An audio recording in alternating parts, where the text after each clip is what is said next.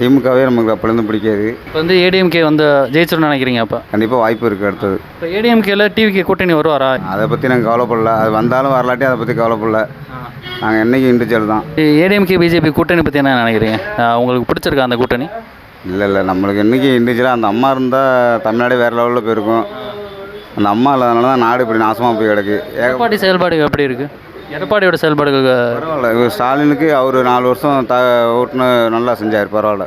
அவர் ஏற்பட்டது கஜா புயல், கொரோனா இதெல்லாம் ஓட்டுனார். அந்தளவுக்கு பாராட்டலாம் அவரை. இவருக்கு அவர் பரவாயில்ல.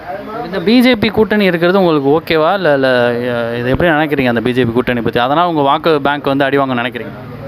அது பிஜேபி கூட்டணி வச்சாலும் கொஞ்சம் மக்கள் மத்தியில் கொஞ்சம் இதாக தான் இருக்கும்.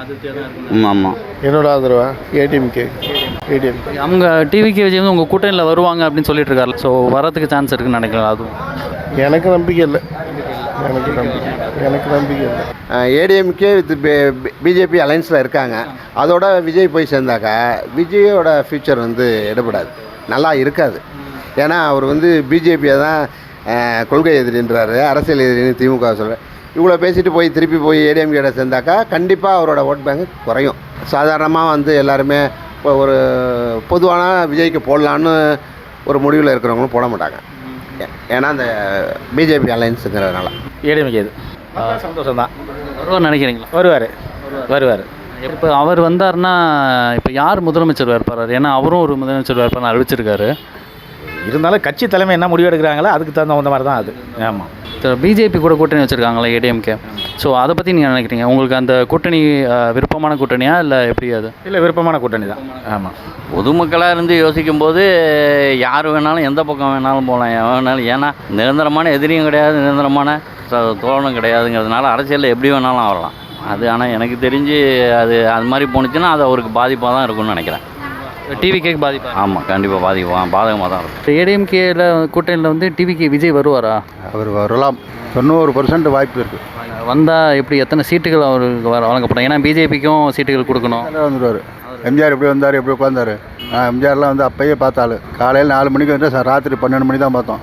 அவர் வந்தார்ல ஃபஸ்ட்டு ஸ்டார்டிங்கு, அது மாதிரி தான். பிஜேபி கொள்கை எதிரின்னு டிவிகே விஜய் சொல்கிறாருல்ல, ஸோ அதை எப்படி அவரை நீங்கள் எப்படி ஏற்றுக்கிறீங்களா? கட்சியில் வந்து அரசியல் எப்படி வேணாலும் பேசுவோம். நாக்கு வந்து இப்படியும் அப்படியும் பேசுவோம். ஆனால் ஒன்று சேர்ந்துருவாங்க. உண்மையாக பொய்யா? வந்ததுக்கு முன்னாடி அதான் சொல்கிறேன், வேற ஒன்றும் இல்லை. நீங்கள் எடப்பாடியும் விஜயும் சேருவாங்கன்னு நினைக்கிறீங்களா? கட்டாயம் சேருவாங்க. ஏன் அப்படி நினைக்கிறீங்க? இந்த இப்போ இருக்க சூழ்நிலை அது மாதிரி இருக்குது. அந்த சூழ்நிலை வந்து ஒரு கட்சியை சார்ந்து தான் போனால் தான் அவர் வந்து ஒரு அடுத்த நடையாவது நிலநாட்ட முடியும். சேர்ந்தால் தான் கூட சேர்ந்தாலும் இப்போ சீட்டு அதிகமாக கொடுக்க மாட்டாங்க. 10 சீட்டு 5 சீட்டு தான் கொடுப்பாங்க. 10-15 சீட்டு தான் டிவி கொடுப்பாங்க. அவ்வளோதான் கொடுப்பாங்க. அதுக்கு வருவார். அவர் வேறு முதலமைச்சர் வேட்பாளர்னு சொல்லியிருக்காரு. முதலமைச்சர் எல்லா கட்சியிலும் தான் தொழில்துறைமானம் தான் முதல்வர்ன்றாரு. அதுக்காக அவர் கொடுக்க முடியுமா?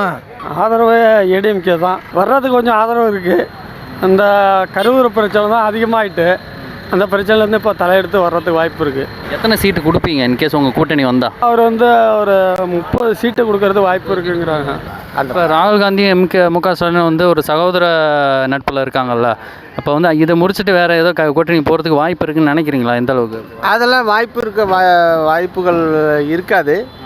அரசியலில் எது வேணாலும் நடக்கலாம், நம்ம சொல்ல முடியாது.